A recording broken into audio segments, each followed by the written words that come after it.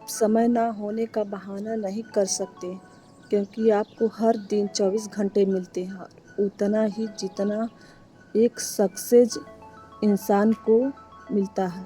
समय का पहिया यह नहीं कहता कि धीरे चलो या तेज चलो, समय का पहिया कहता है कि मेरे साथ चलो और सफल बनो।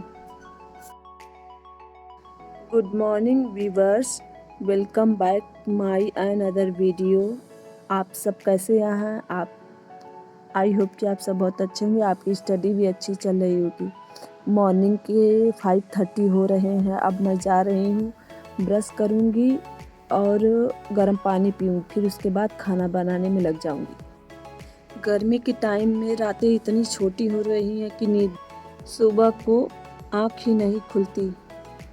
इस वजह से लेट हो जाती हूँ, मॉर्निंग में स्टडी नहीं कर पाती हूँ 2-4 दिनों से।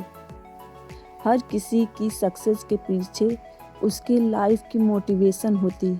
हर इंसान कुछ अलग करना चाहता है और औरों से कुछ अलग दिखना चाहता है। इसके लिए मोटिवेशन की ज़रूरत महसूस करता है, तो उसे कहीं और से नहीं, अपने जीवन से ही मिलती है मोटिवेशन।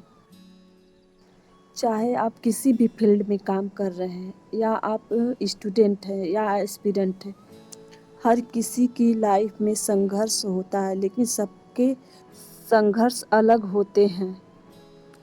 ये मेरा ड्रेस 2 महीने से रखा था। इस ड्रेस को मैं 2 महीने से खरीद कर रखी थी, लेकिन टाइम ही नहीं मिल पा रहा था, तो नहीं सिल पा रही थी। आज कटिंग कर रही हूँ। मैं अपने कपड़े खुद ही सिलती हूँ। जब मेरे पास कोई जरिया नहीं था पैसा कमाने के लिए, तो सिलाई करना स्टार्ट कर दी, लेकिन 5 साल पहले ही बंद कर दी। ग्रेजुएशन करके फिर पढ़ाई छोड़ दी थी, फिर उसके बाद बीएड की, तब फिर स्कूल में पढ़ाना स्टार्ट कर दी थी। मेरे फर्स्ट स्टडी स्लॉट में एक्सटेंशन एजुकेशन से स्टार्ट की हूँ। इसमें WHO और यूनिसेफ कंप्लीट हो गया। अब मैं निप्सिट और केयर से स्टार्ट करूँगी। ये मेरा एक्सटेंशन एजुकेशन के नोट्स हैं, जो पूरा कंप्लीट है।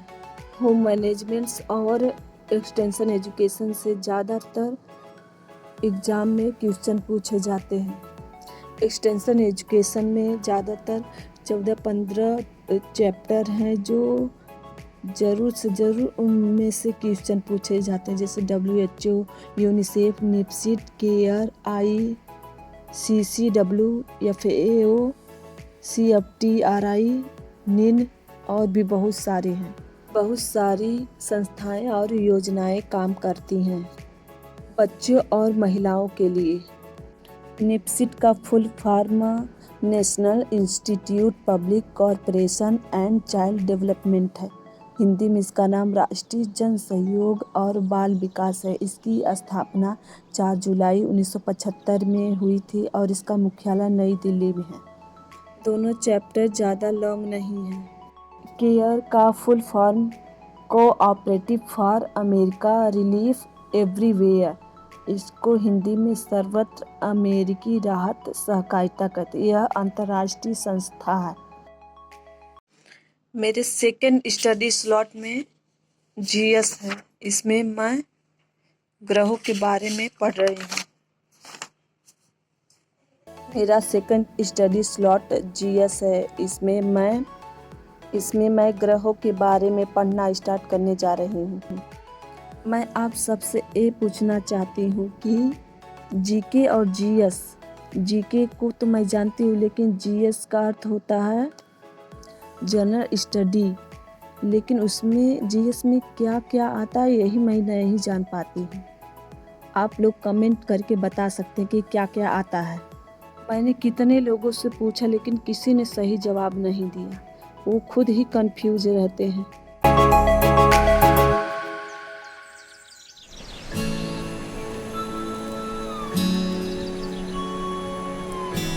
TGT PGT के लिए 14 लाख बच्चों ने फॉर्म फिल किया है, और सीट कितनी है? 4000 है उसमें, और उसमें से GIC के लिए भी है सीट, और सब्जेक्ट वाइज सीट तो और भी कम है। तो इस हिसाब से आप अंदाज़ा लगा लीजिए कि कंपटीशन इस एग्ज़ाम में कितना है। इसमें बहुत ही तगड़ा कंपटीशन है। इस एग्ज़ाम के लिए लोग 2-2, 3-3 और 4-4 सालों से तैयारी कर रहे हैं। अगर हमने अपना वक्त बर्बाद किया तो हमारे हाथ कुछ नहीं आएगा। जहाँ तक मेरा अंदाज़ा है, इसका एग्ज़ाम इलेक्शन के बाद ही होगा।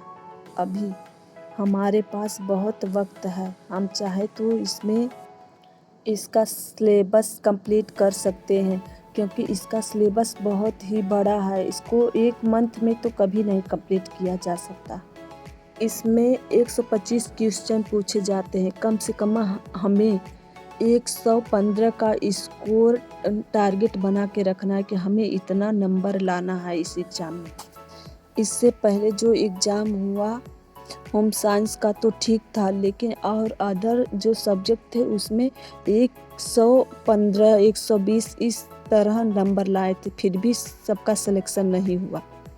उस एग्ज़ाम में सीट भी अच्छी खासी थी, लेकिन फिर भी नहीं हुआ उन सब का। वीडियो बनाने में बहुत ही मेहनत लगती है।